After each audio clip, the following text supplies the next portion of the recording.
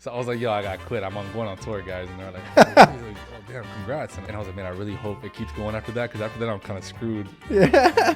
I went over there, I played all the beats that I liked, and people were just like, this is not the one. Like, That's got to be a crazy feeling. What do you do in those moments? Like when you just got to run with it, or you just try to pivot, or what? Drink some rum, just fucking swallow it. That's it. You're just gonna be like, fuck this. I feel just, like, a couple times, like I messed up here and there, and then Wes is just like yelling at me in my ear, and I'm just like acting like I don't hear him, like DJing. Unbothered, bro. There's a picture I'm like DJing, and he's just like in my ear, just like, yelling with his mouth like wide open.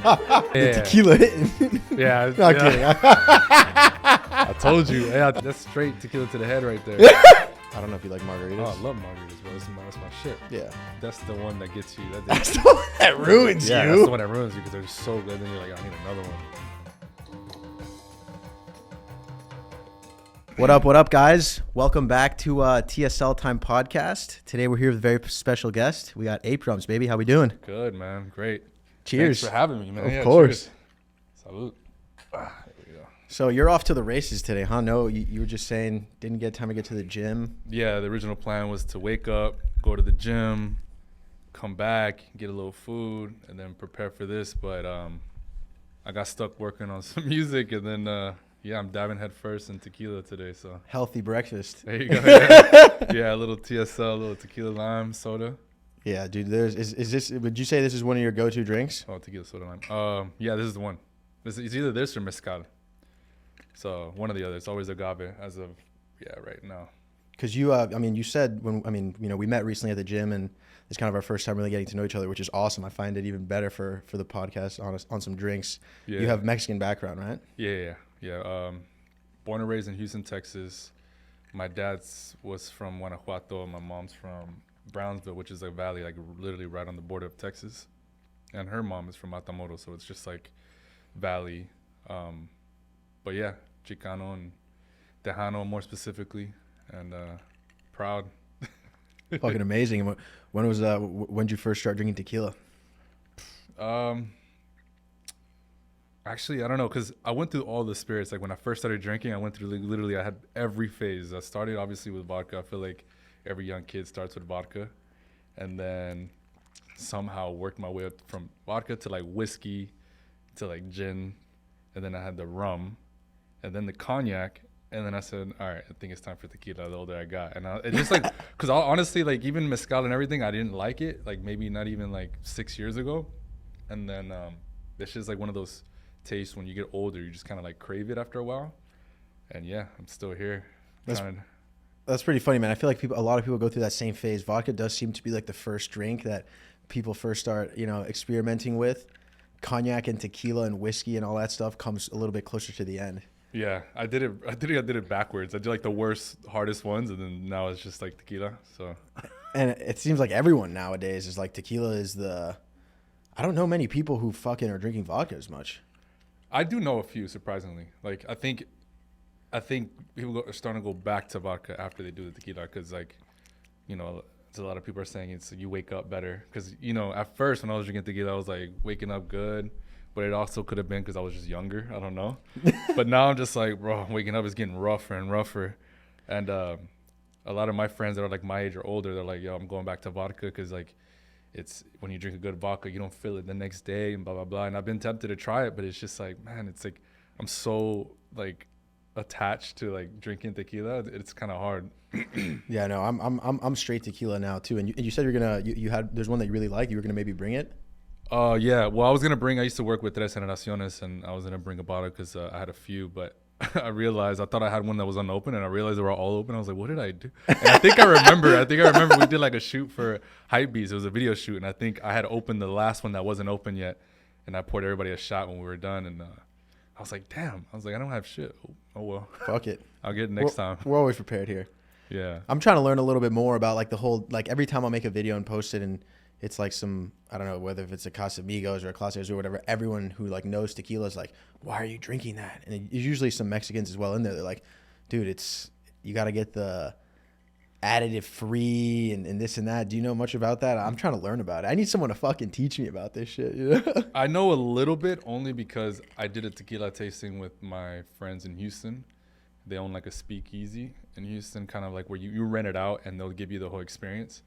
So I did it with them, and I've never did it before. I was like you, I was drinking like Espolón, I was drinking Casamigos, whatever. And then after I did this tasting, it was like, bro, it changed my whole mind about tequila, and I was all like very, very picky after that, acting like I know everything. But my friend Danny in Houston and her boyfriend Chris, they know a lot about it. Their family works in like the agave fields and everything, so they know a lot about tequila and agave and what's good and what's not. So they put me on. Fortaleza is really good. I've tried Fortaleza, yeah. Yeah, Fortaleza is really good and smooth. Damn, do you have like? Yeah, just throw that where. Put that right there, dude. No worries. We tried a bunch. So basically, what they did is like, all right, we're gonna try a bunch of different tequilas, and it's small. Like you sip on a shot. You're not like fucking down in or drinks or whatever. Yeah.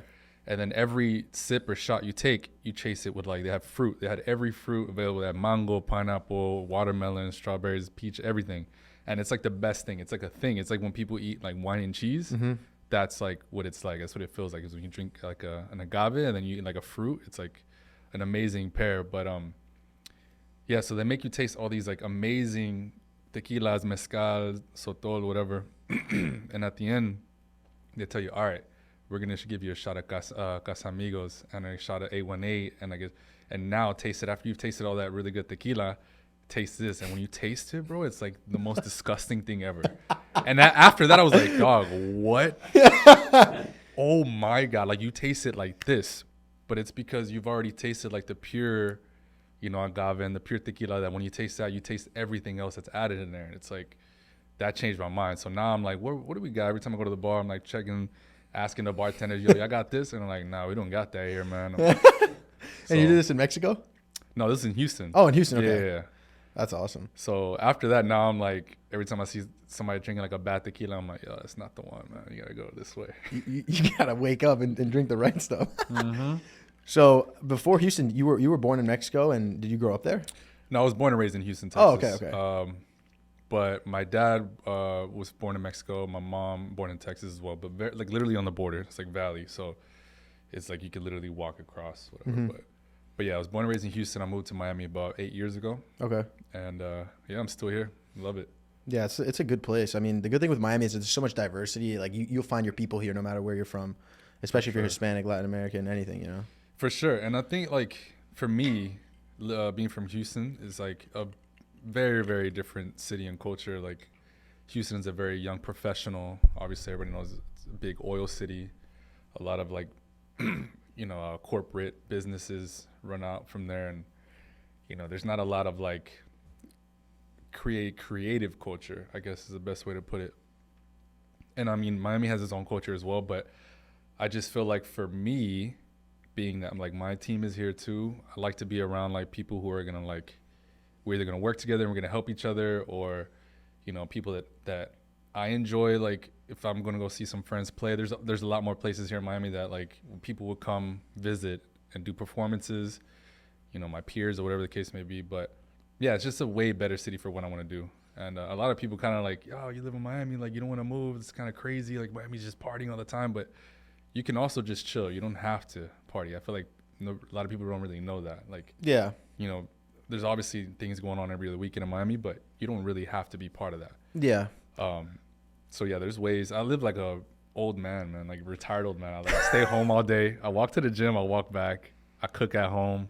And then if I want to work on music at home, I'll do that. And that's literally pretty much it. And every now and then, Jake will be like, yo, you trying to ride out to this spot? I'm going to go check it. I'm like, yeah, I'm down. So that's pretty much it. I've got the impression that Jake's the one who brings the dog out of people. Yeah, it is. It is. Jake's, it's like exciting. Like, I love it. When he calls me, I'm like, yo, talk to me. I'm like, what do we got today? And he's like, a man with a plan. Yeah, exactly. So if he hits you up to like for something, it's going to be a good time, and it's always fun. So.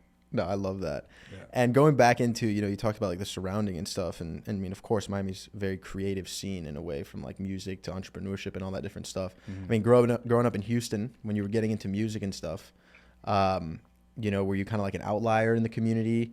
Did you have other people to connect with? Like walk me kind of through, how did it all start with, your own, production and DJing and making music? Man, to make it as short as possible. When I was younger, I moved around in Houston a lot. And then eventually, from the end of middle school to high school, I moved to Katy, which is like a suburb outside of Houston. And they were still developing it. There was nobody living there, just brand new houses. Everything was clean, new schools, everything. So moving to there, it was like, as a kid, I didn't like it. I was like, oh, I miss all my friends. I miss being like in the inner city, and there's so much more to do, whatever.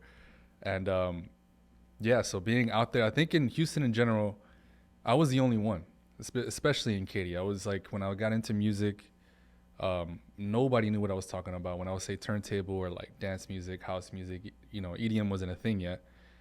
People were like, I don't know what that is. Or like dance hall music, I would always say, they're like, what is that? I'm like, oh, like Jamaican, like reggae, but like dance. And they're like, oh, like we have no idea, which I'm not surprised. Like that, it's just not, no reason for people to know that out there. But yeah, when I started DJing and making music, man, I was the only one. I was really, really inspired just watching videos on YouTube, watching what other people are doing in other states and cities like LA or like Miami, New York.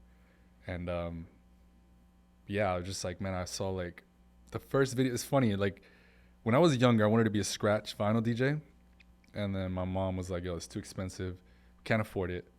Sorry. And I was like, okay, cool. I kind of, let that go. And then she would go out. She used to go out when she was younger to like these spots, and like she had got a promoter text, like, which is crazy because she's like, why the fuck am I still getting promoter texts from like 10 years ago? This is wild.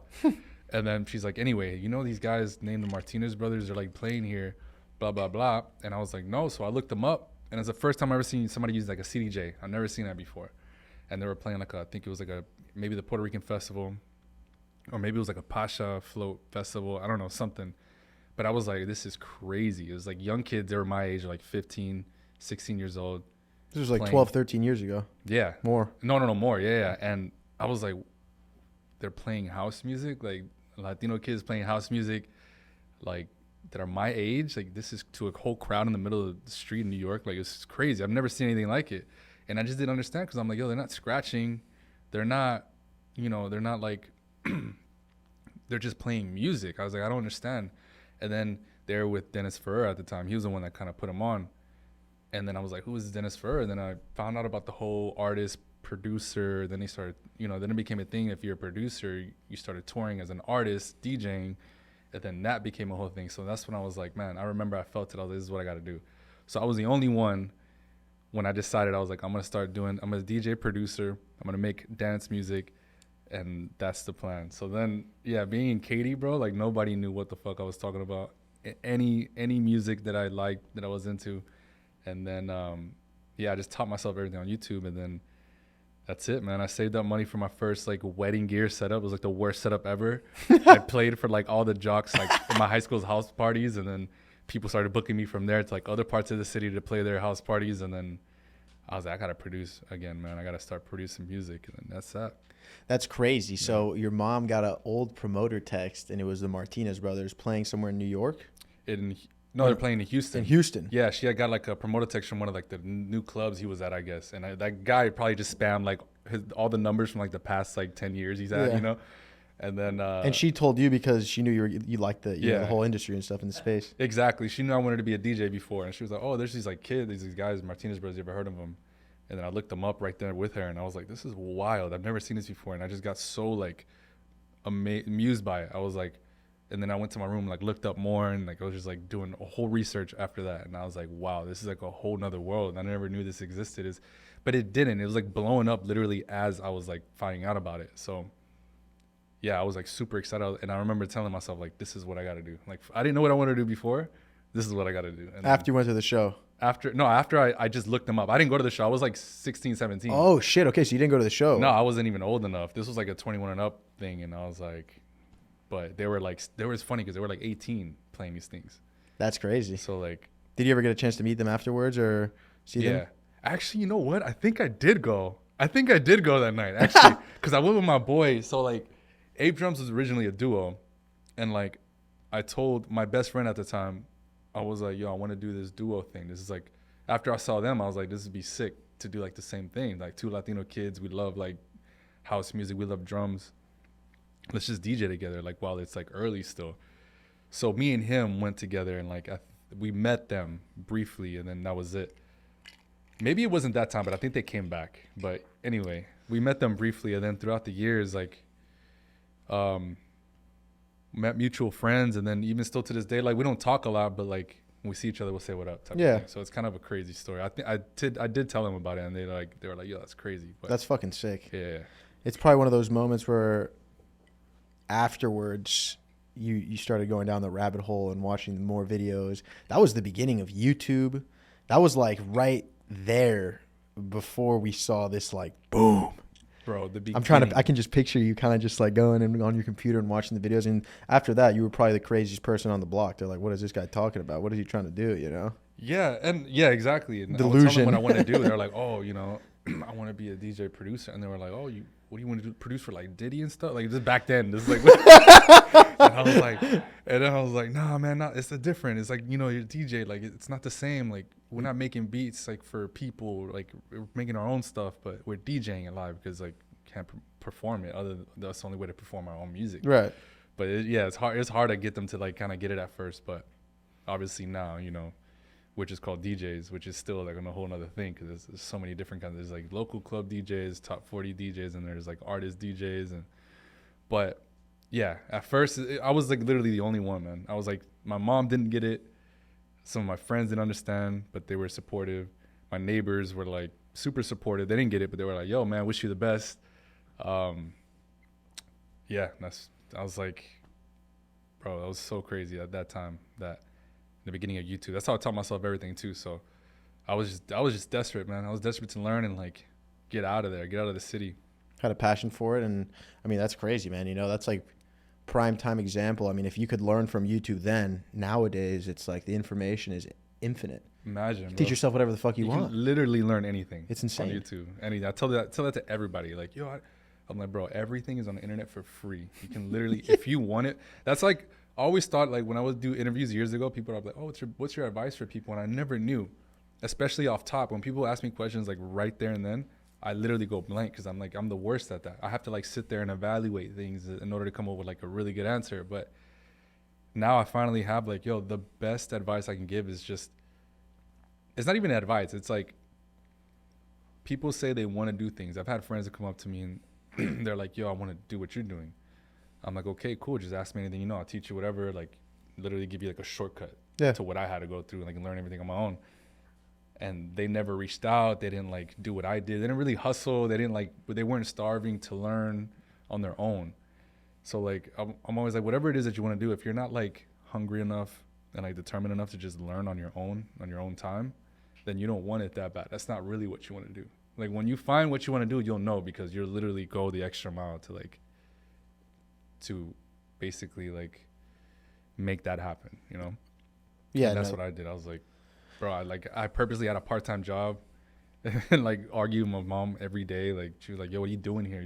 Why don't you have a job? When are you working? And I'm like, I had to lie, but I was like, I just want to learn. I want to make time to learn. I don't want to be 9 to 5 every day because after 5, I won't be able to work music because my mom's going to be home and she's frustrated from her job. So I'm not going to be able to make noise, you know? Yeah. So I like purposely only had a part-time job, would not have no money, no car, couldn't go to the movies, couldn't go out, anything, just so I can learn, like, practice making music. Yeah. That's the word they use is a lot of times people say hungry, but I think you got to be starving, you know? If you're starving, you find a way. For sure. That's the only way it's going to happen. Like, yeah. You have to want it. You have to have like nothing to get. You have to have nothing that's gonna help you to get to where you want to be. You have to do it yourself. You have to be in a position where you're like, yo, I only have myself to do this. Yeah. Shit. And then, yeah. And it's like it doesn't matter. You're not even thinking about the outside. It's just like, let me fucking consume as much as possible and fuck up as much as possible. Because I feel like that's like, at least for me. I mean, I've fucked around making music a little bit and never for more than like a week or anything. But with anything, it's like, you consume the content or you like study a certain skill, but it's not until you actually do it and fuck up. Those are like the real gems that you find. For sure. That's how you learn. Yeah. You have to fuck up before you get good at something all the time, no matter what it is. So that's fucking awesome, man. And so, I mean, what was the party scene like in Houston at the time? At that time, it was starting to bubble, and there was a lot of like a lot of local DJs that were playing house music and dance music. because Houston is a really big city as far as culture goes for like rap and hip hop. So when it was like a lot of dance music going on in like the 2010s, there would be like the DJs would like actually come to the city and like perform and stuff. So it was actually kind of popping. I saw like, you know, some of my favorite DJs come to the city, like Eric Murillo or like Axwell, you know, the Martinez brothers, and a bunch of people at that time was like really big, surprisingly. So nightlife was good, but it was just very, very, I don't know how to say it. Like everybody was just like kind of, what's the best way to put it? Like they didn't, if you weren't in the mix or in the circle, they're not fucking with you. Yeah. Like you had to prove yourself and more. That's what it felt like. Because I was doing the whole thing. I would burn CDs, like a mixtape, I guess, and then I'll take it to the club or the whatever DJ was there. I was like, yo, I just want to give you my demo, like boom, boom, boom. And yeah, most of the time I wouldn't hear anything back. I would even give it to like the bookers in Houston to like, maybe I can open up. I did all that. And there was one guy who like still to this day, like maybe 2 years ago, I went to Houston and he's still playing like these edits that I did back in like 2010, 11. But yeah, the nightlife was good at that time, man. There was like a lot of opportunities to play, but it was just hard because I didn't know anybody in the mix. I didn't know anybody in the scene. I was young. I was like still 18, 19, 20, a fake ID, getting into places. Yeah. So it just really didn't make sense for me to like, you know, mix in with those people and like, you know, try to get opportunities. So at that time I felt like, man, nobody wants to like give me a chance. Nobody fucks with me. I felt like a lot of like anger and just like doubt, you know? So, you know, looking back now that I'm older, I'm like, man, I was just like a young kid, just like trying to like just make it happen. But yeah, I feel like everybody's got to go through that eventually. 100%. Yeah, I feel like that time period was, I mean, I was fucking 11, 12. I mean, I was born in 2000.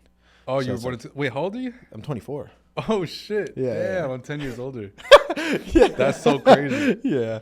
No, so because like for me, man, I mean, I remember, you know, like Major Lazer and fucking when I mean, just like even when I you know, I would listen to Deadmau and stuff. Like Right. I listened to electronic music super early on.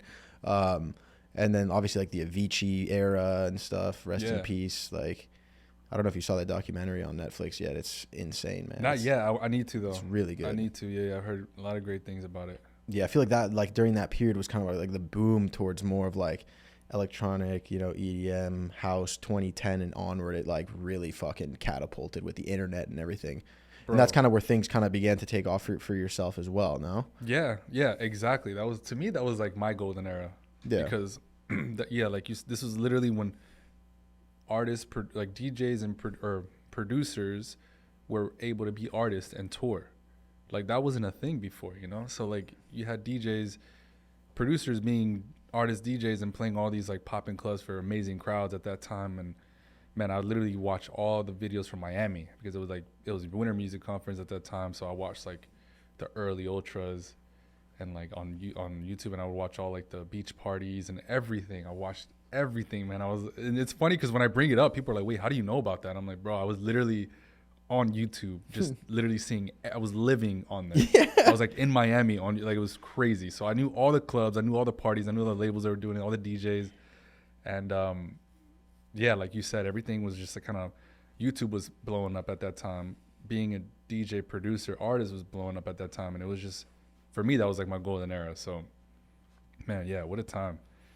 And you were doing, I mean, I saw on some other, I mean, I saw you did some other podcasts and stuff. I was listening. I mean, you were touring, you know, all over the place at some point, right? That was, how long ago was that? That was like between 2014 and 2017. It's like when I, you know, from there, I kind of like was doing progressive house and then I eventually realized I was like, man, I'm basically making the same music that 100 other guys are making, and it's really hard, and it's not nothing compared to now. Now is like almost like, unless you know people, it's almost like impossible to start from scratch, and like unless you're really good. But I was like competing against a bunch of people making the same music, like progressive house and like big room was like a thing. And then I had a moment where I was like, well, how can I stand out? Like, what can I do that's different? That's like when you develop yourself as an artist. Mm-hmm. You got to go through these things, and then you like hit a wall, and you're like, wait, we're all making the same music, it makes no sense. Like, how can I stand out to these guys to send my music out to get supported, or labels, whatever the case may be?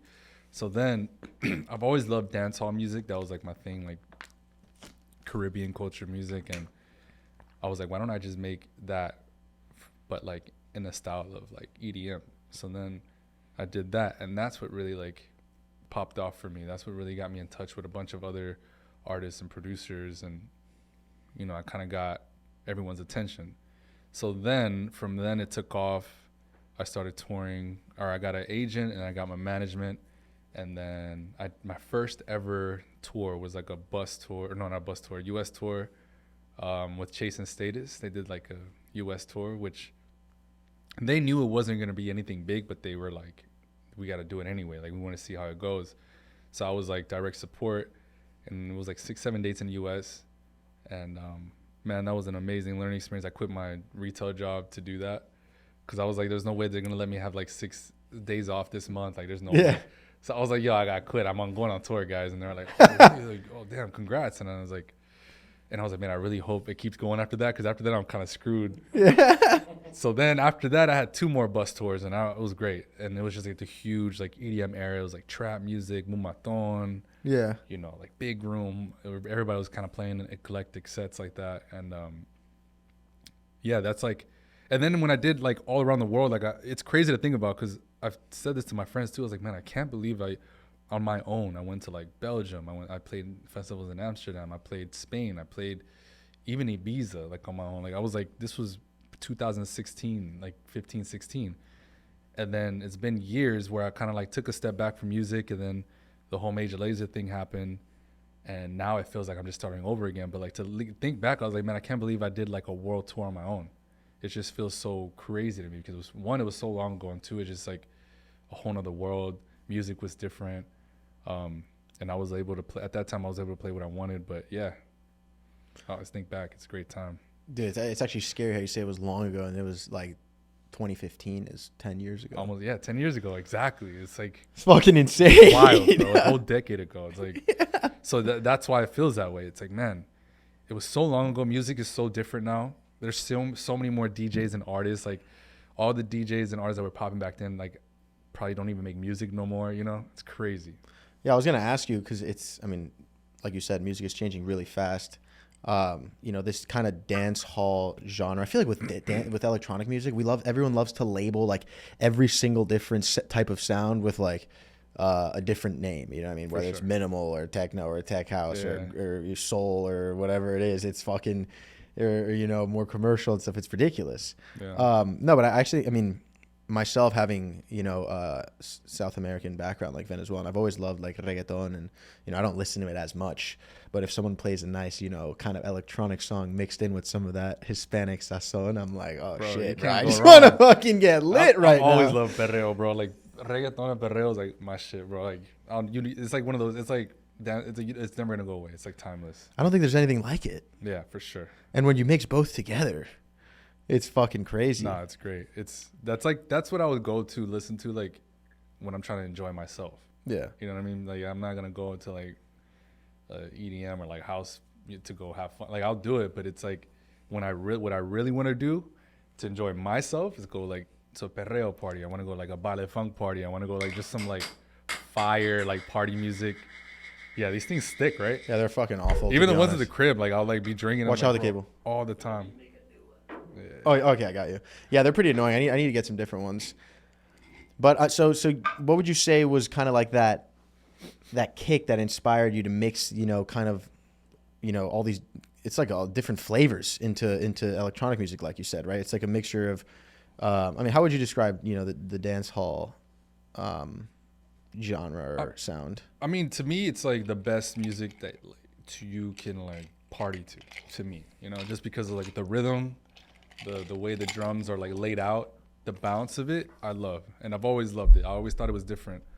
Same with reggaeton. It's just like, you know, you go dance with a girl, like it's like music literally to dance to, as opposed to just listening to, or just like whatever the case may be. Anything that is made for people to dance and have fun together, that's like, I think that's like, those two genres are like the best for that.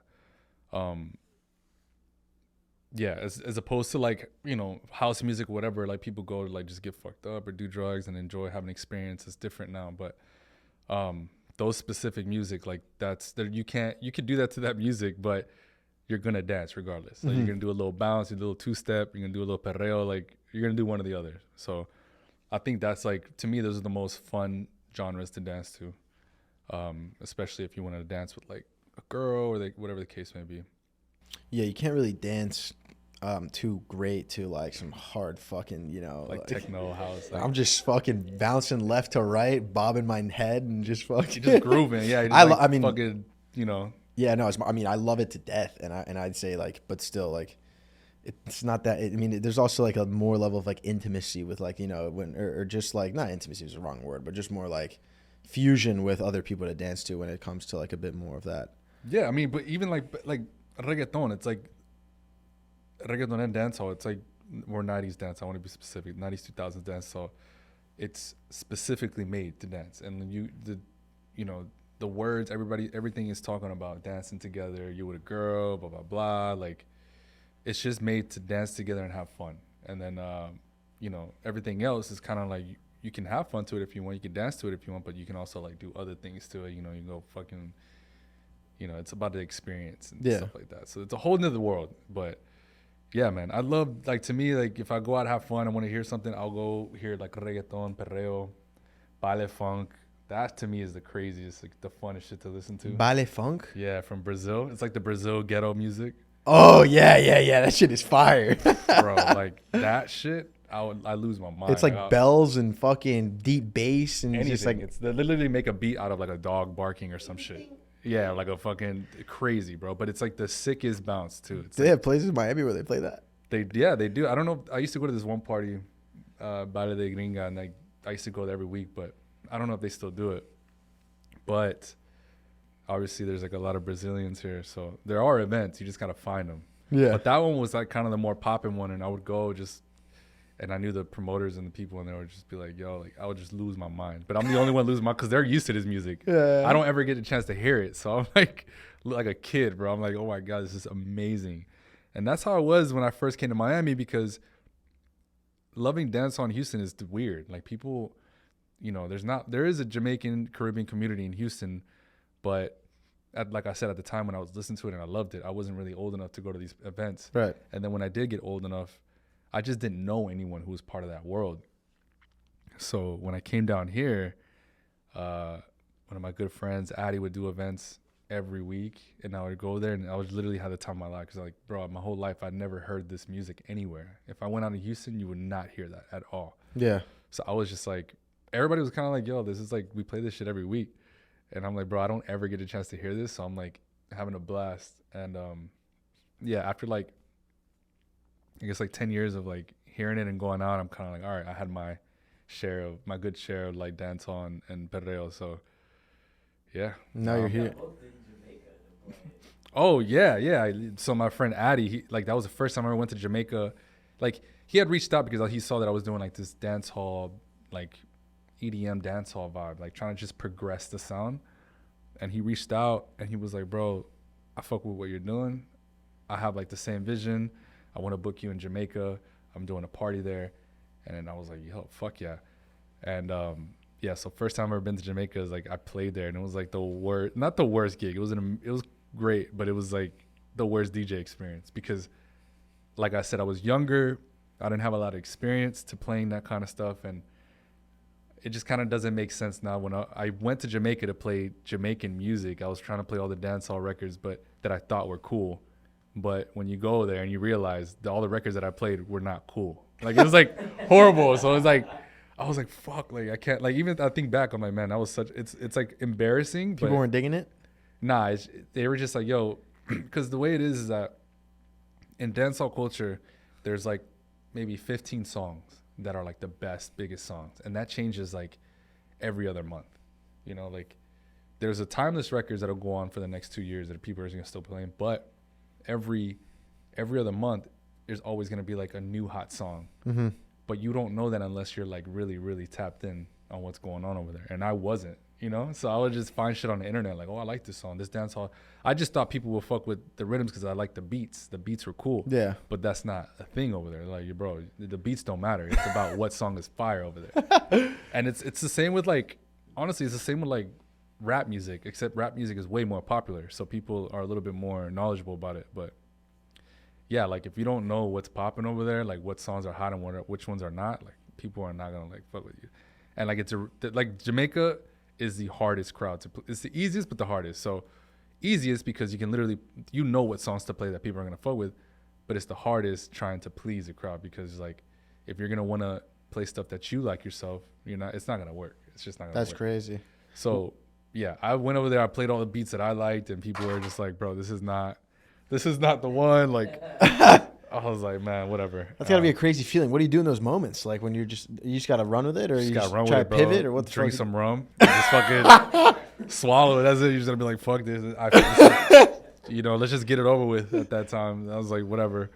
And then after I was done, I think another DJ played, or I think it rained, so they just canceled the whole thing. And I was just like, after I was done, I was like, bro, just give me. I just need a drink, bro. Let's just get out of here. Where in Jamaica was it?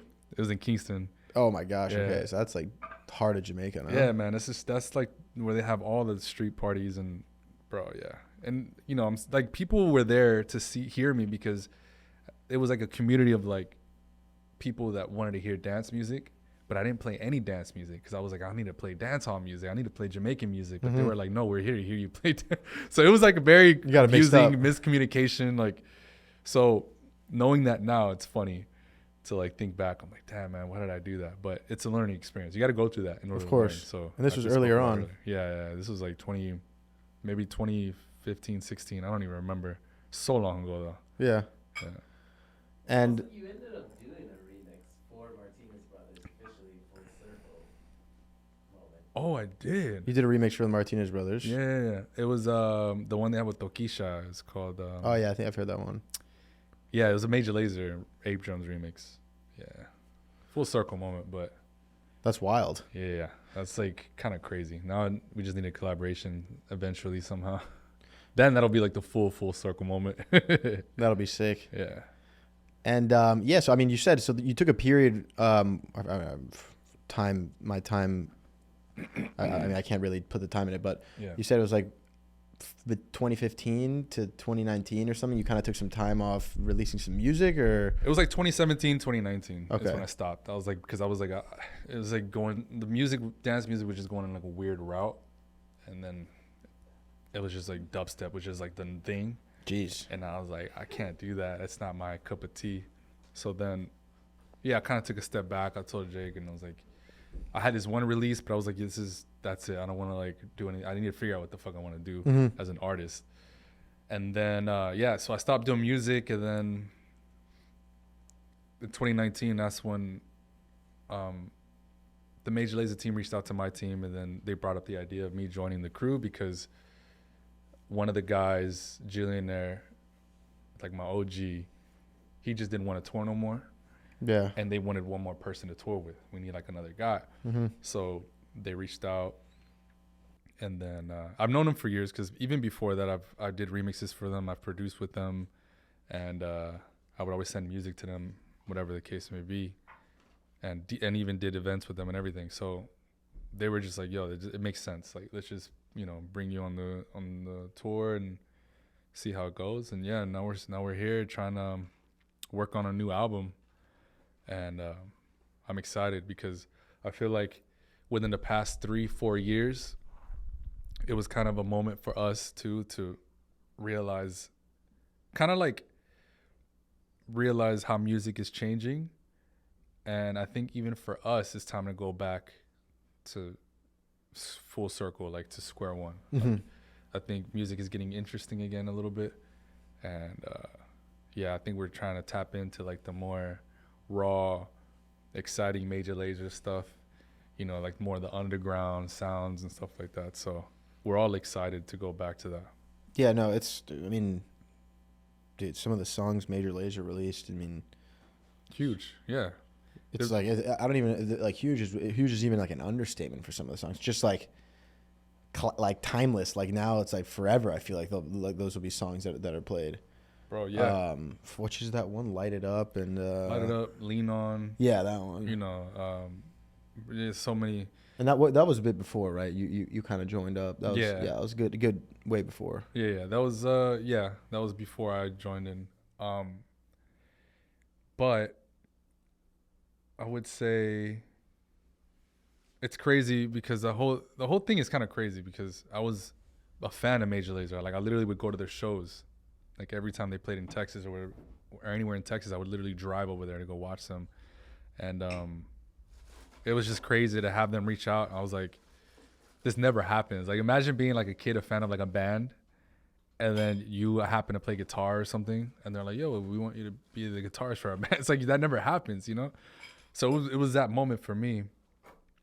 And yeah, it's crazy to actually be part of like the history of the group now. So that is so fucking sick. I'm curious like how the creative process goes between when you have not one brain but three people trying to curate a certain vibe.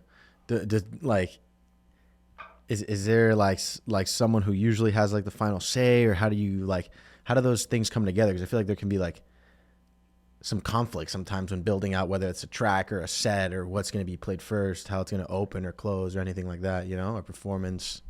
Yeah, we make it easy. We don't really like make it too hard for us. You know, obviously Wes is like the brain, he's the man. Like this is his project at the end of the day. But he's open to hear what we want to hear or want to make, want to put out, whatever the case may be. He'll like it. Literally, it can be any way we work.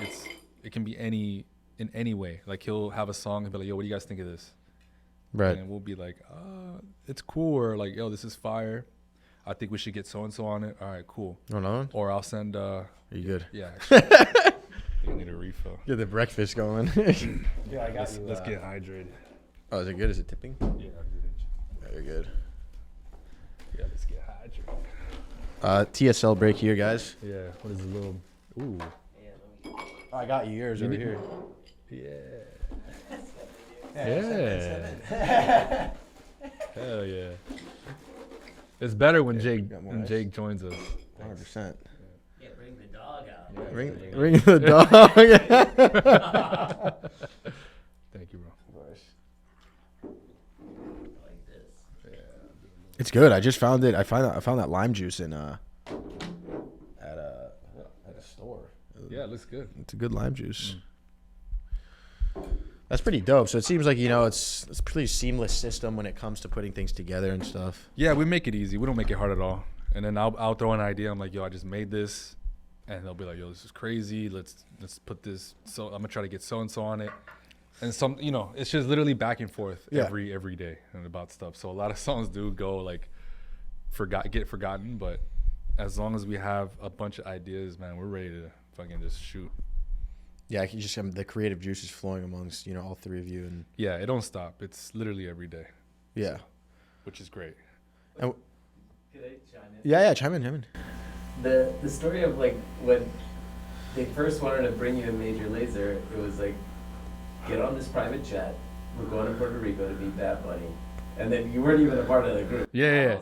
Let me ask that real quick for listeners. Yeah. So I mean, when they first called you, when Major Lazer first called you, how did it go down? Well, first it was a call, and I was in Houston still, and I was actually I remember I was in a car with my friends, my best friends from Houston. I've known them since middle school, and we were getting ready to go out. It was like the best news to hear. It's like Jake calls me, and I'm like, yo, and he's like, yo, where you at? I'm like, I'm like in the car. He's like, all right, I gotta talk to you about stuff. You able to talk? I was like, yeah. So he brought up that they had brought it to him, like, yo, we you know, we need one more person on tour, and, you know, we wanted to ask you, who do you think we should bring on? And he was like, Ape. And they were like, yeah, that's what we had in mind. Whatever. And they were like, all right, we'll get back to you. So then when he told me that, I was like, I didn't know anything about this. So I was like, all right, like I had a phone call, and I was like, cool. He's like, all right. But he's like, yo, just don't say anything, blah, blah, blah. And like, even me, I'm like just a person, like if I ever get anything good news like that or anything in general, like I keep it to myself until it's like for sure happening. I just feel like it's just like the humble thing to do, you know? Yeah, don't count your. And I don't want to ruin it. Yeah, you know what I mean? Imagine like telling everybody like, yo, and then it doesn't happen, then you just feel like the worst. Yeah. So So yeah, so I hung up and I just like didn't say anything. I was like, oh yeah, we just like kept music. But the whole time I was like thinking about it. I was like, bro, I was already imagining like, yo, imagine like being part of Major Lazer. And this is like when I like, keep in mind, I like stopped making music. So it's just crazy that it happened during that time. I was like, bro, I don't know what to do anymore. I don't even know if I want to do music anymore. Like, I don't know where music's going. And then that happens. It's like crazy. I'm like, bro, they like just like kicked all of that out the door. So then, yeah, after a while, I came back to Miami, had a meeting. Walsh hits me up. He's like, yo, I want to meet with you. Like, he's an MC. He's the other guy in Major Lazer. And he lives in Miami as well. He's like, yo, I want to meet with you. Let's talk. So we sat down, we talked, and he was like, yeah, man, I think you're like a good fit. Like, it just makes sense. Like, you know how to you DJ, you know how to produce, and like you have stage, whatever the case, whatever. We talked about everything. And then after that, I don't remember the conversation after that, but they were just like, yo, like they want to bring you. Oh, they were like, yo, how about this? We bring you for a couple shows just so you can see how everything works. So at that time, it was like Puerto Rico and Dominican Republic, or vice versa. And they did 2 festivals. So then, and Miami Music Week. I think it was literally like 3 days in a row. So yeah, I went on a private jet with them. First time, I was like, no, this is crazy. Went to Puerto Rico, and it was just like, played the festival there. And then went to Dominican Republic, in and out. Stayed at the craziest like hotel there. It was sick. And then yeah, they just wanted me to go on tour to those shows to see how everything works. And I was just like, man, this is crazy. And then yeah, I think for the Miami one, like I was just on stage and they were just like, yo, go up there. And I was like, what do you mean? Like, am I even in a like? I don't understand. Like, I was mad shy, bro. It was like, it's like you put a lot of pressure, cause like I stopped doing shows for a while. I was like, bro, I never did shows to that extent, like crowds that big. Yeah. I don't know, like I don't have music like ready, like I don't. So they were just like, yo, just go up there, and I'm like, bro, So I just like, it was just like a whole funny thing, and it took a lot to get used to after a while. But our first official show was in Japan, and it was like EDC Japan, like the craziest fucking, to me, it's still one of the craziest shows we ever did. Like I have videos of it. It was like nuts, but that was such a good show. Where in Japan? This was in Tokyo, I think, or Osaka, maybe. That's fucking sick. But I think it was Tokyo. It was crazy. And then that was like the first show we did together, but the first like official, because that was just the DJ set. So what Major Lazer does is we do like sound system shows, or we do like Major Lazer live show. So live, like the full Major Lazer show live is like with the whole production, the dancers, and then sound system is just me, Walsh, and Diplo. We just DJ. So Japan was the first one we did together, but that was just a DJ set. But it's like a B3B. Yeah, exactly. And then the first official show with the dancers and everything was Governor's Ball in New York. Fuck. And I brought my mom. I flew my mom out and everything, and it was like such a crazy show. And then obviously, these guys have been doing this show for so long that, for me to like try to catch up and learn everything, take some time. The adrenaline. Because everything is so different. Like the way West DJs is so different from the way I DJ. And the way we organize our sets are so different. So I literally was like trying to learn something brand new the whole time. And obviously, yeah, just nervous. I was just mad nervous, like a lot of pressure on me. So then like I think it was like a couple times like I messed up here and there. And then Wes was just like yelling at me in my ear, and I'm just like acting like I don't hear him, like DJing.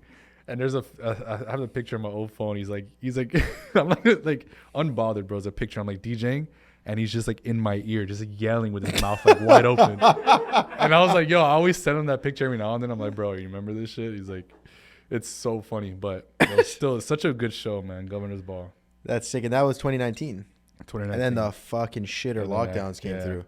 And then we still did shows. We were like the only ones doing like drive-in shows. We did drive-in shows. So no way. Yeah, we toured on a bus, and then we would just have like a stage made, and then people can drive in. We would do it in big spaces where people can park, and we would do drive-in shows because obviously people couldn't be together close. So that was like different, but at least we did something, That's fucking crazy. A drive-in show. Yeah, that's sick as fuck. I mean, they figured it. I mean, that's awesome. Time, better than nothing. But so like, weird, like you're just so performing weird. for people in their cars. Yeah, that's just so weird. That's so Black Mirror, man. It is. What the fuck is that? I'm so happy things are fucking. I know things are going, man. It's I mean, and it finally wasn't until like, we still have a little bit of the fucking shit lingering, just for like sure. The whole. But Ever since kind of like end of 22, it seems like it's smoothing out. Yeah, exactly. And so since then, I mean, I know you've spoken a little bit about, you know, kind of like a rebranding independently, but you're also still, you know, with Major Lazer and doing everything you're doing. Well, I mean, you just released some music. You got some big plans for this year, no? Yeah, man. I'm super excited because I'm finally, like you said, I'm trying to do more stuff as Ape Drums, just like solo stuff. Hell yeah. Release music, tour, all that stuff. I haven't really had the chance or haven't been inspired to do Ape Drums music in a while. But this year finally feels like it feels right, you know? All the years before has been, you know, we've been cooking up for Major Lazer projects and even still doing it. But now I'm finally feeling inspired to do my own stuff. And I feel like everything kind of makes a little more sense. So I just had a release last Friday on Selected. It's a song called No Reason with Simon Said, dope artist / songwriter. And then we have a remix coming out like next week, I think. Is it officially coming out, right? Yeah, I think. It's Back to Me by Malachi. He's the guy that sang on Move by Kind Music. Oh, it's shit. like a big record. Yeah. Super sick big voice. record. Yeah. So he had put in a song as himself, his solo single called Back to Me. I just did a remix for fun, and then it's coming out officially on the 31st.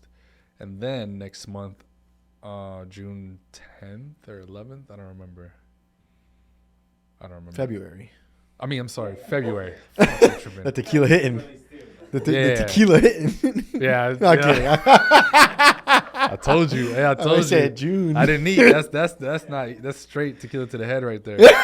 February 10th or 11th.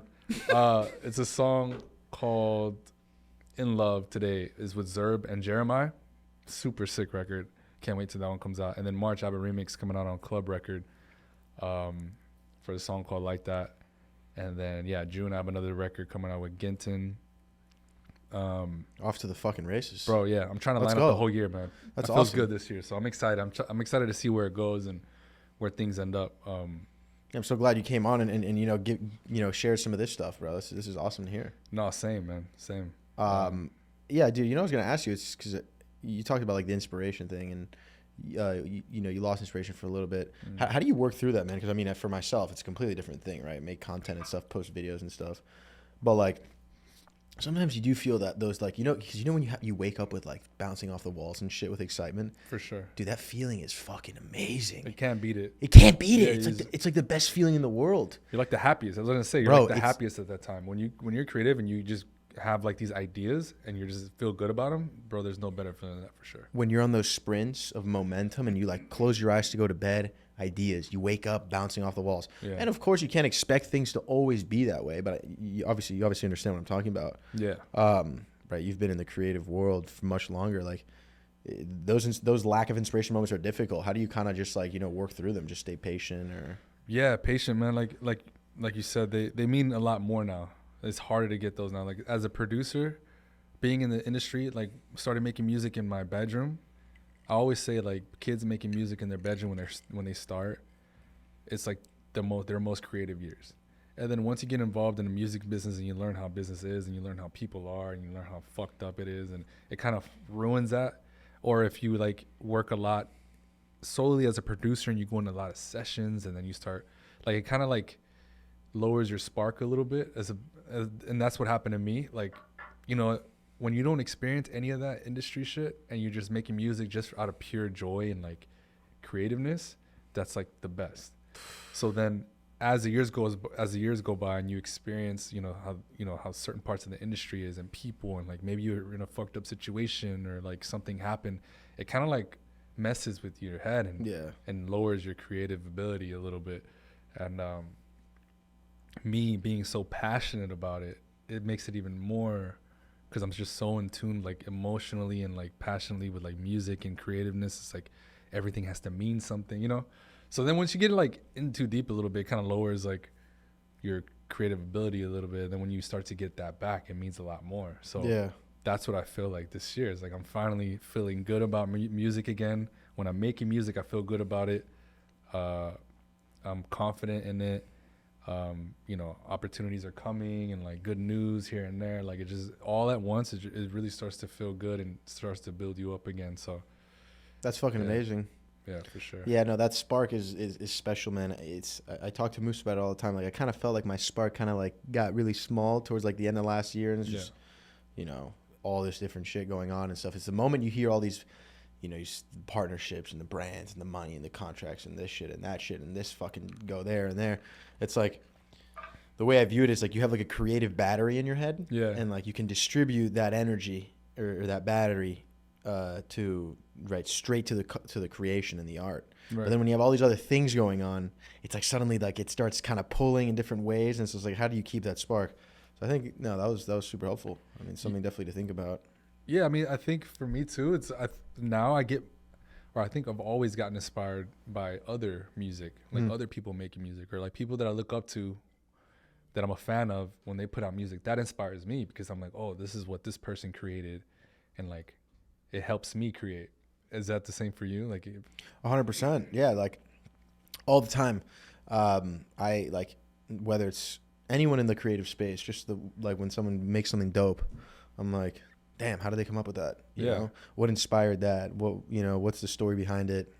And then when you see like a consistent theme working and shit, yeah, whether it's in music or it's in videos, I'm just like, this is fucking awesome. Like, you know, it's interesting because it kind of means, well, for me, maybe some other people get like inspired by others, like themselves somehow, or like, you know, I've heard people say, oh yeah, I get inspired by like seeing things or like being somewhere, like, but I'm like, I don't understand that. Like, I feel like we all kind of need each other to inspire each other. yeah, Like, you have to hear, like, if you're doing music, if you're working with sounds, you have to hear something to inspire you to make something, right? Like, you can't just get an idea for a sound just out of blank. Like, you know, you that sound in your head already has to have been heard somewhere. yeah, And it's the same if you're painting or whatever. You have to see something in order like to make something visually. Or cooking is like, bro, you have to have tasted something or like seen someone make, like everything. Like, we all inspire each other at the end of the day. So I feel like it's very important to like, you know, whatever that goes in all of like, for sure. yeah, everything in the world. But bro, Didn't you have green hair at one point? yeah, that was after. Yeah, That was my thing too. Is like, early on I learned that having an image helps. 100%. It was like because for me, what I find interesting, and I'm like the pickiest motherfucker. Like, I'm really hard. Like, when people ask me, what do you think of this? Something created, I'm like the worst. I'm like, bro, I'm gonna be super honest, and I don't like shit. Like, it's hard for me to actually be like, yo, this is fire. But That's good though, bro. I can't help it, bro. It's like I can't lie to you and be like, yo, this is dope, and like not like you'll see it in my face. If I tell you, yo, this, you'll see that I'm lying. Like, That's the there's no best way. thing though, man. That's Yeah, I like, can't help it, and you that's ne- only because I'm passionate about it. yeah. But early on, I noticed like, yo, what I found interesting in other people or other artists, whatever, what I thought was cool was that if somebody was making rap music and they looked something completely like they played fucking orchestra or something, or like maybe they did country music, like, and they're rapping really with like a hood accent or something, I think that's fire. Or if for example, like I did dance music, I was playing electronic, like fucking mumaton or like trap, dubstep, house, whatever the case may be, but I looked like I probably did rap music. You know, I think that's crazy, and you stand out. Like, and I think that works in any aspect as far as imaging. Yeah, so I had a long beard, bro. Like, I grew my beard out so long. I had full set of grills, like 8 or 10 top, 10 bottom. I had always like had like something tied on my head. Like, I had a buzz cut, but I would always put like tie a shirt around my head or like a bandana or something. I just liked having an image to where it made me stand out, because I feel like that helps you as an artist as well. 1000%. I mean, just standing out in general. Like, Yeah. that's the way to do it. Yeah, I when I was growing my page last year and it started taking off, I like made up this thing called like the Turbo Falcon haircut or some shit. Bro, I looked like I was on speed at all time. I shaved the sides of my fucking head, just let the mullet get long, and I would just put this backward. I looked like a fucking cockatiel fucking That's bird, fucking bro. hilarious. Yeah. And I'm let me pretty tell sure I you saw something, bro. That because shit would put me in the zone. That was the one. So I know what you're talking about. And then when I fucking got the mustache. With the mustache, yeah, I was gonna say. Oh, dude. It was crazy. It was like all the fucking Thanos rings activated. I was like, yes. Yeah, hell yeah. I'm him. You know Hell what I mean? And it's like, you know, sometimes you try and go back to just, I mean, the thing is, there's like those periods of time where like you evolve as a, you know, creator or For sure. artistic person, and you always go back to like, I mean, it can't always be the same thing, you know. I feel Yeah. like you got to it changes over time. Yeah, That's fucking awesome. yeah, bro. I mean, that's free game too, bro. Like whatever you're doing, if you're doing something creative and you literally look like the next fucking 20 people, bro, you gotta switch it up. That's the only that's gonna help you in one way or another. Yeah. Like And it has to fit the role. It has to fit the. has to make sense. You Like, can't just fucking, you know, paint, color your hair, fucking whatever the hell, and do. You have to shit. actually look good in it, like rock it. You Yeah. can't just be like, yeah, you can't. Don't be a dweeb. You know what I mean? Yeah. Don't be a fucking dweeb. That's fucking There's a awesome. lot of dweebs, but Yeah. Oh my gosh. And no, I wanted to ask you. You mentioned before. So, like, what are you seeing right now with music changing? You're saying that you're kind of feeling like it's getting pretty interesting again, and with what's going on, you know, what are you just generally? What are you thinking? I think, I mean, Jake knows this more than anybody too, because I mean, we talk every day about, and I'm like, I could be really indecisive sometimes because I'm just trying to understand what is gonna help me. I guess what is gonna help me do what I want to do as quickly as possible, but keep it genuine, right? So musically, I'm like, man, everything, like we mentioned before, everybody likes to sub-genre, subcategorize everything, and you have to be that thing. Because right now, you can't be considered, especially if you're a DJ producer, you have to like make Afro house, or you have to be a house DJ, you have to be a techno DJ. You can't play all three. Yeah. You can't. It's just that people are going to get confused, and you're not like, people aren't interested in that. They Yeah. want you to. So that's why I was kind of stuck in, and I was like, man, but I think there's a way to do it. Like, I love playing, you know, world music. So people know me for playing like dancehall, reggaeton, baile funk, Afrobeat. Like, that's what I've been doing for years, because one, it's like the funnest music. Two, what you love. it's all dance music, like Yeah. to actually dance to. And all the events and parties are always great because of that. And it's like the funnest atmosphere to play. It's also really fun to DJ. As opposed to playing like house music or Afro, like you can't DJ the same way. You know, you have to let 5 minutes play the whole song. Like, you know, there's not many things you could do while the song is playing. So people like to touch knobs. It's just kind of like, you know, whatever. But I think there is a way. Like I always told him, like, yo, I want to separate everything. When it's, you know, if I DJ, I'll get booked for like these boiler room type sets. I want to name it something. And then when I get DJ as Ape Drums, like my artist, the music that I put out, that'll be just like Afro tech or like house, whatever the case may be. Boom. But I feel like I'm like slowly figuring out that there could be a lane where you can play a little bit of everything. Like I can do a Afro tech set and like sneak in a little bit of like baile funk or like a little bit more danceable Afro beat music in there just for fun, you know, because now that's, you know, all these edits are coming out where they're playing like the coolie dance rhythm, which is like the Nina Sky or like the Pitbull, the Kulos beat. Yeah. Doom, doom, doom. Like that's like a big, everybody in like house music is playing that. Playing that in Circle Local, they're playing that at all these like European dance music festivals. So I'm like, okay, if people are loving that, imagine like a whole set of that. Yeah. So you can go back and play like old, you know, timeless records, and people be like, oh, but it's an edit. So that it'll be like maybe a vocal that they know, like a house techno vocal, whatever. Stuff like that. So I'm like, I think that's what I'm feeling really good about, is that there is a way to do it. It's just very, very, very like, you have to know exactly what you're doing in order to capitalize on that. So I feel like Gotta keep confident that in that lane. Yeah. So I feel like I can still play, you know, hopefully these rooms or these festivals that are solely only for like house, techno, Afro tech artists, but you can still play the music that I would literally like to play, like in the underground fun parties and stuff like that. Yeah. Because I mean, mixing kind of these different, you know, not fully different vibes, but, you know, throughout a performance can be a little bit intricate, you know? So knowing how to sneak it in, I mean, that's where you have the sauce, you know? Yeah, and then it's like a lot of purists in the crowd too. It's like, people, as soon as you play like a record that's not like deep or underground, people are like, oh, he's playing like commercial stuff, and he's what, you know? Yeah. So you just got to deal with it. You got to like work around it and find the crowd as well, you know? Yeah. You can't please everybody, but you can try, you know what I mean? Of course. Yeah, that's facts. Yeah. You're never going to please everybody. Yeah. You It's know? always gonna, you know, you can play like the best set, and people, there's always gonna be somebody being like, yo, Say it was some all right. Yeah. That shit's crazy. It's actually so funny, man. Oh my goodness. I saw this video recently where It was like Kind Music during Art Basel. They didn't put the fucking cloud or something, and it was just Rampa, I think. Oh, okay, yeah. And like these girls were fucking posting TikToks, like freaking out. They're like, "Where's the cloud? We came here just for the cloud." And I'm just like, "Are you fucking kidding me?" Like, Bro, that's these guys like- have been making music for over a decade, top of the line, Their whole and you're life. bitching about the fucking cloud. Like, I mean, bro, you gotta there's always someone. be popping for people just to go to your show for a fucking cloud above you. Like, you know That's what I mean? crazy, bro. Like That's they just went to goals. like and they just went to fucking see the setup for the. I mean, sure they have a dope fucking setup. You know what I mean? But like, come on, man. You know? I mean, appreciate they got it. to a point where people are going just to post a story Yeah. to be like, I was there. Has nothing to do with being a fan of their music. Has nothing to do with support. Like nothing. It's just like, this is a cool thing to be at. I want to be here. Post a story. Post on my page. I was here. Be jealous. Yeah. That's it. That's like literally what Dude, it's you don't for. even want to. You don't even want to get me started with that shit, bro. Oh Yeah. my god, it fucking. I know. Going to the show and sneaking Jaco and Oh yeah. So like. So Oh when yeah, they- bro. We met when you were at Dante's as well. Yeah. That day. Yeah. That was. Oh wait, Dante's.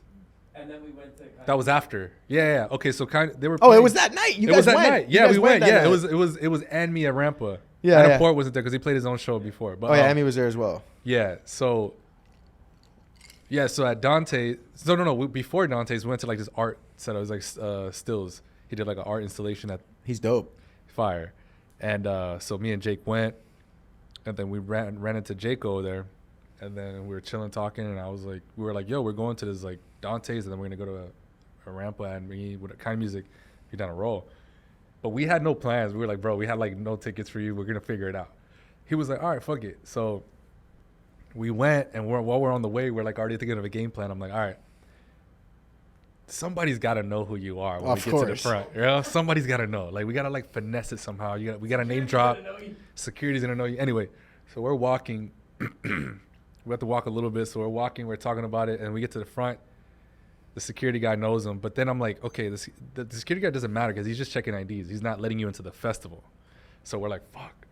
So we're like really, really trying. We're like thinking. We're thinking. The security guard tells me to go to the other security guard. The other security guard's like, no, there's nothing I can do for you. Like, I fuck with you, but I can't do anything about it. So then Jake's like, yo, just come to the front. Fuck it. As soon as we get to the front, we had no plan. Jacob comes up, and the guy, like, giving us the tickets, he's like, oh, shit. He's like, yo, bro, I fuck with you. I was just at your concert. and I was like, bro, this is insane. Like, who would have thought, like, the guy that's supposed to give us our wristbands to go on the show is like this fucking fan, like that he went to his concert. And he was He's just massive though too, bro. yeah, but you know, Still. for like a event like that, you don't know who's gonna be at the front. Usually Yeah, it's it not could be anyone. not people from here. Yeah, Usually, yeah. So he was like, bro, like, and he's like, yo, he told the girl, I guess that like allows it. He's like, yo, he's not on this place. Yo, it's Jaco. This guy's he's you know, he's big. He's famous. And she was like, okay, well, and she was like, well, what's his name? And she's like looking up his full name. She's like, yeah, you're not. And we're like, bro, we didn't. Anyway, he's like, yo, fuck it. You know what? This is all me. He's like, you can tell him I'll get in trouble. I don't care. Like, give his wristbands. Like, got everybody hooked up. And he's like, bro, he's like, just, he took a picture. He's like, bro, I don't care if I lose my job. Like, I'm down. Like, I'm your fan. And I was like, bro, it couldn't have worked out any better. It was like worked out perfectly. Like, it was meant to happen almost. And, yeah, after that, we went to the fucking there. We walked around. We kicked it. Had a good time. And then we bounced. And then, yeah, that's a crazy story, actually. That's hilarious. Yeah, what a fucking time. Like, who would have thought, bro? That was like, we had no plan. We're like, all right, we're just gonna have to be like, yo, this is Jaco, he's popular, like, look him up. Yeah. But this guy was like, did it all for us. Yeah. Crazy. That's the best when it Yeah. all fucking works out and you're tripping out the whole way there. And then Yeah, and he was like, you know, we're all just like in a vibe, and it was just like worked out perfectly. I was like, bro, it couldn't have worked out better than this. It's like the perfect way to end the and night. you guys saw that there was no cloud. Yeah, I didn't, bro. I don't give a fuck about no cloud. You know us, but we were just there, and It was fun. A lot of people, no? I guess you're right. They didn't have like a full setup, like the whole thing. Yeah. Crazy. That's fucking awesome. Yeah. And now we got nothing till Music Week. Kind of just things taming down in Miami. I love it. I love it too, love man. You know, especially because I was like on a crazy, like, not bender, I guess, but it really was. You like were on a bender. And it was like, what did we do before holidays? It was something. Am I crazy? Fucking Basil. Oh, Basel. Duh, yeah, Basel. Straight into the fucking holidays. Call me. That was fun. Yeah, the combi. Yeah, it was yeah. So Basel, I did like 4 or 5 nights in a row. Went straight to Houston for New Year's Eve, and then I don't know. We had Christmas off, a couple days of Christmas, but I still went out. That's the problem, I think. Anyway, went to New Year's Eve. Went on like a little 3-day, but it was like nonstop for like almost 2 weeks. It was crazy.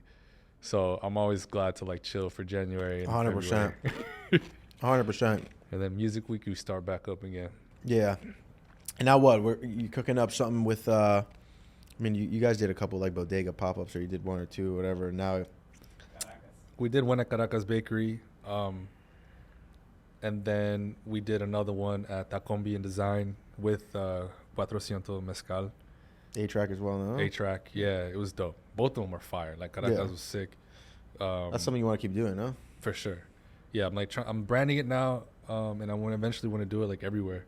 You know, obviously keep it going in Miami, and then hopefully in other cities, hopefully in other countries eventually. But yeah, that's the plan, man. I'm excited about those. I think Miami needs it for sure, but I feel like it's just like an exciting thing now to do because, you know, people can go to clubs and like shows at clubs Yeah. all night, every night. But to do like a pop-up in like a bakery or like a pizza, taqueria, sandwich spot, library, arcade, whatever the case may be, like that's always different and exciting. So Yeah. I mean, I feel like any sort of party thing will do well in Miami, but if it's done right, it can do great. it's different. Yeah, And this it's is like- one of it's- those things where I think could do great, man. for sure. You know? Because there's those people that like don't want to go to space. There's people that don't want to go to clubs. Yeah. They like want to do other stuff, and they're like, "Yo, this is fun for me." You know what I mean? So It adds Yeah, some it's different. diversity, which Yeah. I think is fucking great. for You sure, know? it's different. Different is always good, man. You need something new. Let's see where it goes. Maybe I end up, you know, doing like a I don't know. I think like parties are gonna turn into some crazy shit in the next decade too. Like Really? some weird shit. Like, you know, people are doing like DJ sets in coffee shops. Like, what's next? You know what I mean? The Like, future what's of gonna partying. What? Dude, this is. I mean, this is something I could get behind. happen? I mean, yeah. What are you thinking? Like we're gonna be pulling up on fucking hoverboards to like a. Shit. Nah, not that, but Something. There's gonna be something floating in the air eventually. Oh, and that'd then be it's, sick. You know, some crazy shit. Little treehouse. Yeah. Treehouse would be dope. Like a treehouse. Like a big ass, like somebody builds a big ass treehouse in fucking woods somewhere. That'd be sick. that would be so sick. Yeah. That'd be awesome. That'd be fine. So what are we Are talking you, about? are you Yeah, more? swamp. Yeah. Oh yeah, fuck that, dude. You get eaten. Oh hell no, that's the scariest animal on the planet. That's to the me. rush. That's what's exciting about it. Fucking alligators. You need the yoink guy out there with the fucking. Oh yeah. That guy, yeah. What's What was I gonna say? Fuck, I just forgot. The tequila hit me. You hit the tequila wall. Jeez, Jake. Yeah, let's get another one. Oh my god. What are we doing after this? So what time is it? Oh yeah. It's 4:20. Yeah. What are you boys up to today? Next thing you know, it's gonna be 6 p.m. Should I go home? Nah. Are you more of? I mean, because these little coffee events are kind of like midday afternoon, no? Yeah, like that's the thing with me. I'm a night person. I don't Oh, know- really? Yeah, I don't Okay. like being out in the day. It's not I don't like it. It's just if it's like drinking involved, it's not my cup of tea. But I'll do it. It's fun. But I love daytime. yeah, I just don't think I've experienced a good daytime thing yet. Really? Dude, I don't know. For me, fucking being in like a t-shirt and shorts and fucking posted outside with the sun, sunglasses, and drink, Cozy, man. Yeah. Hell yeah. that's one of my favorites. Yeah, I think it's just also like I'm just like, man, I don't know. I'll do it during like Music Week or Basel. I'll Yeah. do it for sure. Yeah. But if it's like it's got to be something worth it, then I'm gonna, 100%. like sacrifice my day. Yeah. Just being drunk because that's eventually what's gonna happen. I'm like, all right, I'm gonna be daytime drunk all day, and it's gonna lead to nighttime, and then I'm gonna be out all night. Yeah. It takes like what do you call like sacrifice, you know? Yeah. So, Those are the fucking times, man, when, geez, you know those lunches where you hang out with a couple people and you guys start fucking ripping drinks at 1 p.m. yeah. Next thing you know, you're ordering the check at 4:30 and you're like, fuck, Yeah. I'm not going home we're- here. Yeah, exactly. Where are we going next? Exactly. Then it's 6 p.m. I'm the one that's like, yo, are you sure we should do? Yo, I don't think we should do. The whole time I'm like, yo, we get it. Yo, I'm like the one complaining the whole time. And then yeah, like you said, when it's time to go, like especially with Jake. He's like, yo, we should just go over. Let's just go over here. Oh. All right, fuck it, and that's all downhill after that. But it's also great though, because like, you know, if you know how to be responsible, it's like so fun. Unless, Yeah. you know, you get blacked out. You're like, don't know what's going on. Fucking yeah. falling everywhere. Like that's where you gotta be a professional to know how to like Yeah. not get to that point. Dude, like those lunch marathons are my fucking favorite. But God, you feel like yeah. shit the next day. I would do that in fucking college. Yeah, because you're waking up at like 5 p.m. and then you're like, got to do it all over again. yeah. No, it's That's awful. like the worst. Where you're like out all night, all morning, and then you wake up and it's like 4 or 5 p.m., 6 p.m. You're like, yo, what? And then you got to be out at 8 or 9. You're like, bro, I Nah. literally only have 3 hours to like be a human. This is crazy. There's a few good places I think in Miami for fucking marathons. Pastis. I mean, that's gonna run you a fucking check, but Yeah. that place does good margaritas. I haven't been there yet. It's good. Yeah. Yeah. Oh, wait. I'm tripping. I'm thinking of the other spot. Yes, you're right. That place is a Yes. marathon Yes, fucking yes. court. Yeah. Pasties? Many times with me. Moose Oh, wants you're to right. I'm drink. tripping. I don't know why I was thinking of Wallace Rodeo. I always get those. Oh, yeah, that's right confused. over there. Yeah, I don't know close to why I here. thought of that. Yeah. Okay. But yeah, man, fucking. Man, anywhere they serve like a good drink, it's like dangerous. Yeah, I mean, especially if you go down like the margarita route, though. I don't know if you like margaritas. Oh, I love margaritas, bro. That's my shit. Yeah, That's the one that gets you. that's the one that ruins yeah, you. that's the one that ruins you because they're so good. Then you're like, I need another one. Yeah. I always order a skinny, thinking I'm like getting away with some shit, but in the end, I just end up getting just as fucked up. Oh yeah. It's like less sugar. It's all Yeah, bullshit. we don't do skin. We gotta just give me the full thing. Give me Give me all the calories. that thick body. Yeah, man. But yeah, bro. I mean, fucking, dude. Thank you so much for coming on. No, It's man. been a good. God, It's been a happy- good chat. Thanks for having me. Yeah. Hell yeah, bro. Hell yeah. Maybe who knows? We'll head off after this. Shit. No, I'm kidding. You're lucky you don't have windows here, because then it'd be like sunset hour. I'd be like, yeah, boys, hey, we ain't going home. Yeah. So anything? I mean, so you did talk about some releases you have coming up this year, Yeah. which is awesome. Yeah. Anything else you got in the back of your mind you might want to share with the audience, or cover a lot? Man, just new music. Hopefully we do this pop up in a city near you guys, wherever you guys are at, and then yeah, I don't know, Ape Drums take over. Hell yeah. Hopefully. That's the plan. Let's do it. I feel it in my huevos. Fuck yeah! Feel it in the wheels. Feel it in the Let's huevos, go, man, brother. yeah. Thank you so much for coming on, dog. Cheers, bro. Salud. See you guys on the next one. Sheep. Hell yeah. Dope. Wait, you gotta do a She, Sheep. Sheep.